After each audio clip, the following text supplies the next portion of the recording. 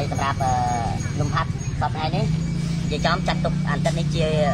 ម្ដាយប៉ាម្ដាយនិយាយចំថាម្ដាយទី2បើគ្មានកសលនៅក្បែរទេ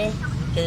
នៅអសក់ហើយស្រែកយំទៀតយំដូចកូនក្មេងអញ្ចឹងដៃកូនក្មេងបាត់ម្ដាយថ្ងៃហ្នឹងយើងបើអស់ក្នុងមួយថ្ងៃអស់3កំប៉ុងមួយកំប៉ុង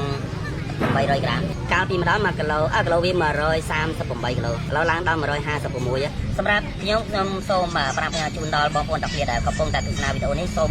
ជួយចែករំលែកវីដេអូនេះឲ្យបានគ្រប់គ្នាដើម្បីជាសារមួយបញ្ជាក់ប្រាប់ថាសត្វព្រៃនៅប្រទេសកម្ពុជាយើងកំពុងតែរងគ្រោះដោយសារអន្ទាក់ច្រើនណាស់អញ្ចឹង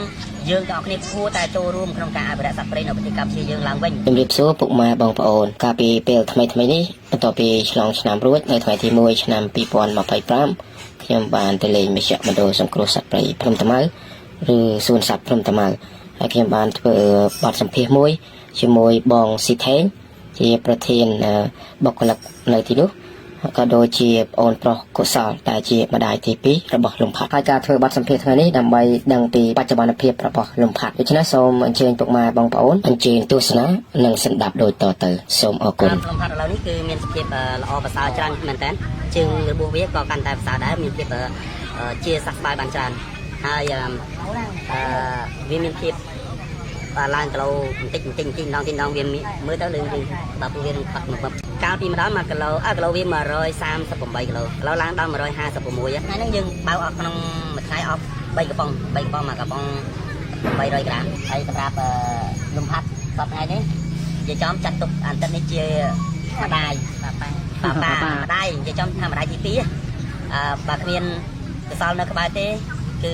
នៅអសក់ហើយស្រែកយំទៀតយំដូចកូនក្មេងអញ្ចឹងដៃកូនក្មេងបាត់ម្ដាយសម្រាប់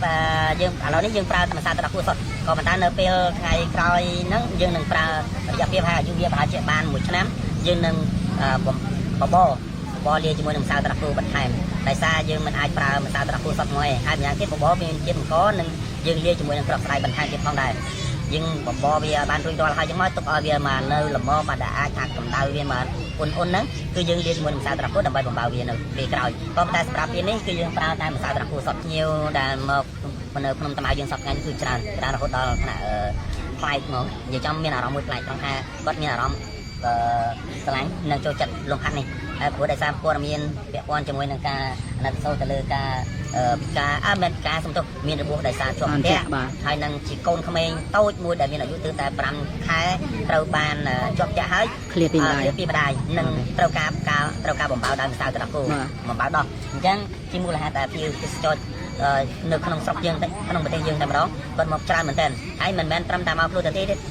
អ្នកខ្លះវិស្គាយទាំងម្សៅត្រកួយកមកផ្ញើជូនដល់លំហាត់ផងដែរអន្ទាក់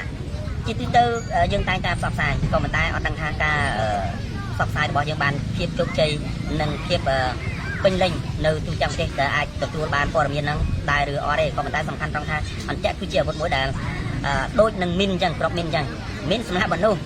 មីនក៏សម្រាប់សត្វដូចបានដូចគ្នាក៏ប៉ុន្តែគាត់ថាសម័យឥឡូវនេះគឺអត់មានមីនទេមានតែ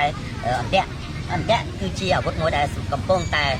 សម្រាប់សត្វជាច្រើននៅក្នុងប្រទេសកម្ពុជាយើងជារៀងរាល់ថ្ងៃបាទអត់ដឹងថាចំនួនមានប៉ុន្មានឲ្យបានពិតប្រាកដទេក៏ប៉ុន្តែខ្ញុំដឹងថា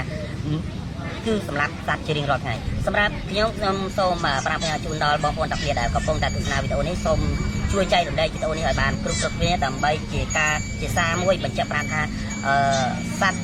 ព្រៃនៅប្រទេសកម្ពុជាយើងកំពុងតែរងគ្រោះដោយសារអន្ទាក់ច្រើនណាស់អញ្ចឹងយើងទាំងអស់គ្នាគួរតែចូលរួមក្នុងការអភិរក្សសត្វព្រៃនៅប្រទេសកម្ពុជាយើងឡើងវិញកុំឲ្យ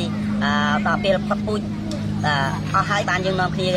នឹករលឹកល្អជាងយើងទាំងគ្នានាំគ្នាចូលរួមក្នុងការអភិរក្សទី1នេះគឺសូមកុំញ៉ាំសាច់សត្វព្រៃបើសិនជាយើងមិនញ៉ាំសាច់សត្វព្រៃទេអ្នកដាក់អន្ទាក់ដើម្បីចាប់សត្វយកទៅលក់ហ្នឹងគឺមានការកាត់បន្ថយហើយទី2ប្រសិនបើបងប្អូនទាំងអស់គ្នាបានឃើញនៅការជួញដូរសត្វព្រៃផ្សេងអាចទំនាក់ទំនងមកលេខទូរស័ព្ទ012 500 និង094បាទអរគុណ